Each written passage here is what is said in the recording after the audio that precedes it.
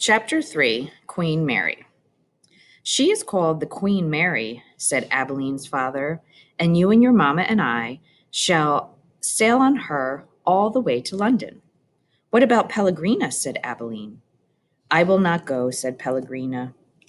I will stay. Edward, of course, was not listening. He found the talk around the dinner table excruciatingly dull. In fact, he made a point of not listening if he could help it. But then Abeline did something unusual, something that forced him to pay attention. As the talk about the ship continued, Abeline reached for Edward and took him from his chair and stood him on her lap. And what about Edward? She said, her voice high and uncertain. What about him, darling? Said her mother. Will Edward be sailing on the Queen Mary with us? Well, of course, if you wish, although you are getting a little old for such things as China rabbits. Nonsense, said Abeline's father jovially. Who would protect Abeline if Edward was not there?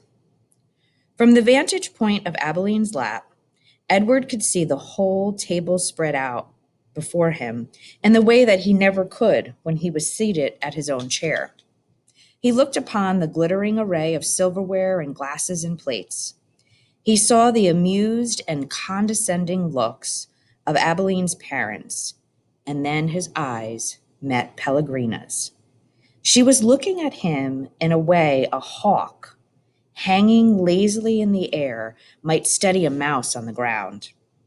Perhaps the rabbit's fur on Edward's ears and tails and the whiskers on his nose had some dim memory of being hunted, for a shiver went through him. Yes, said Pellegrina without taking her eyes off Edward. Who would watch over Abeline if the rabbit were not there? That night, when Abeline asked, as she did every night, if there would be a story, Pellegrina said, Tonight, lady, there will be a story. Abeline sat up in bed. I think that Edward needs to sit here with me, she said, so he can hear the story too. I think that would be best, said Pellegrina. Yes, I think the rabbit must hear this story. Abeline picked Edward up, sat him next to her bed, and arranged the covers around him.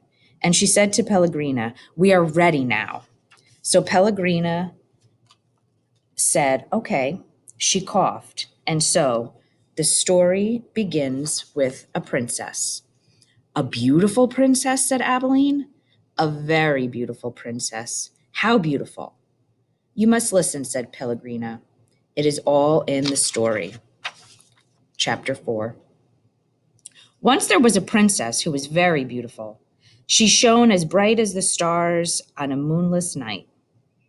But what difference did it make that she was beautiful?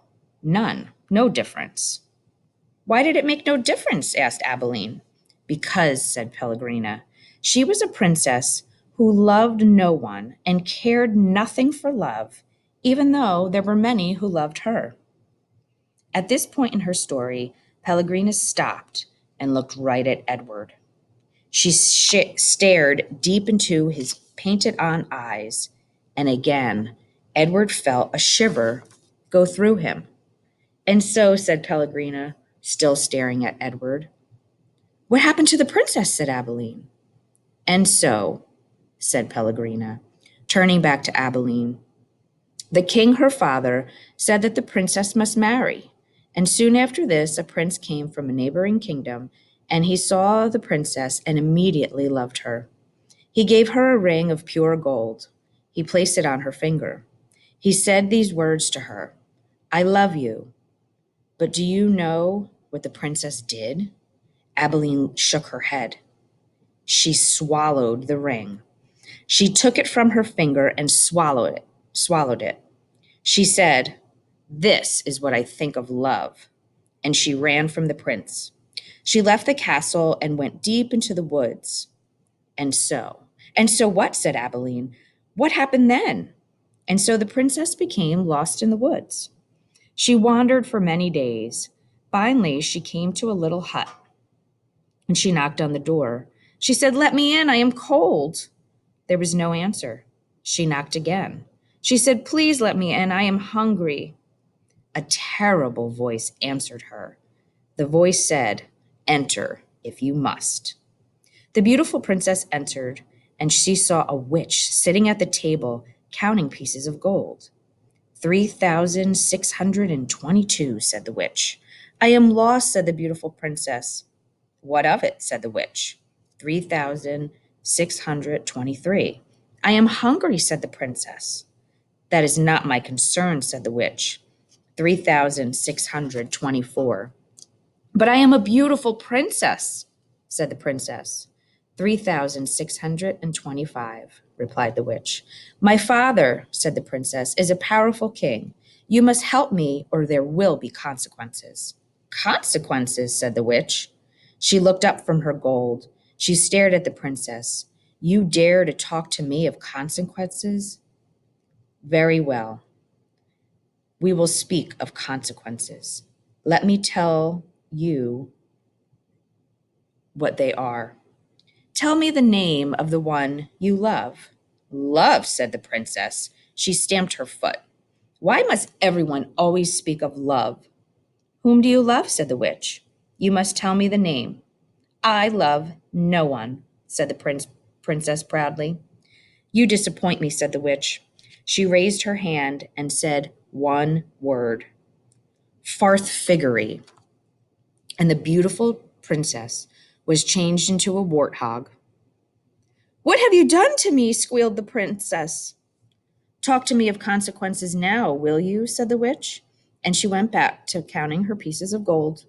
3,626, said the witch, as the warthog princess ran from the hut and out again into the forest. The king's men were in the forest too. And what were they looking for? A beautiful princess. And so when they came upon this ugly warthog, they shot him immediately. Pow! "No," said Abilene. "Yes," said Pellegrina.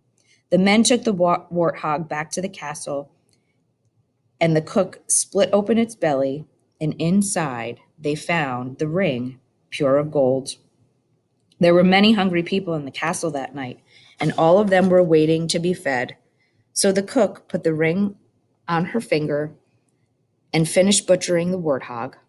And the ring that the beautiful princess had swallowed shone on the cook's hand as it did her work. The end. "The end," said Abilene. "Yes," said Pellegrina, "the end. But it can't be." "Why can't it be?"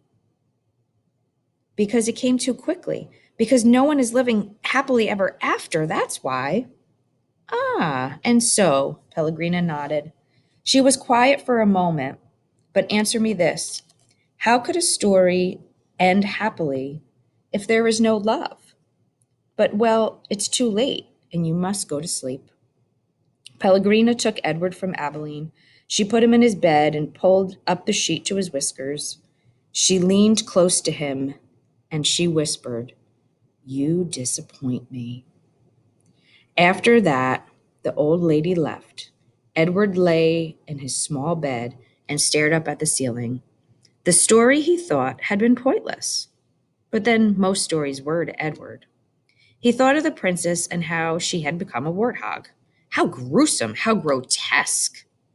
What a terrible fate. "Edward," said Abilene, "I love you. I don't care how old I get. I will always love you." Yes, yes, thought Edward. He continued to stare up at the ceiling.